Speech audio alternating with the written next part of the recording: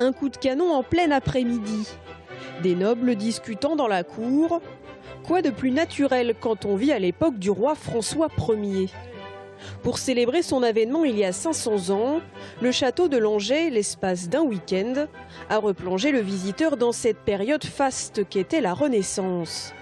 Ainsi, à l'intérieur du logis royal, les serviteurs s'affairent en cuisine, pendant qu'une importante transaction financière est en train de se jouer à l'étage. Il a réussi à sauver le trésor de l'armée avec 250 000 écus qu'il a mis de côté. C'était des questions donc, notamment par rapport à la bourse qui était divisée en 4 parties.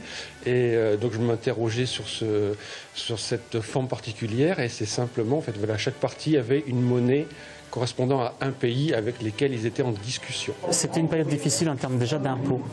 C'est une période où il faut financer la guerre, parce que mine de rien, avec l'apparition de l'artillerie moderne et de l'ancêtre du fusil, on va dire, de l'arquebuse presque, ces armes à feu vont sonner le glas de la chevalerie ancienne.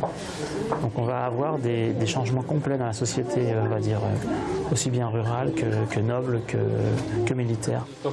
Qu'est-ce qui vous a impressionné le plus ? C'est les chevaliers avec leurs armures. Et on a vraiment pensé de remonter au temps des chevaliers et je trouve ça rigolo. De preux guerriers qui auront toute l'admiration et le respect du monarque, connu lui-même comme étant le dernier grand roi chevalier. C'est vrai que François Ier n'est jamais venu au château de Langeais. Le château de Langeais fait partie de la couronne de France, en tout cas à ce moment-là.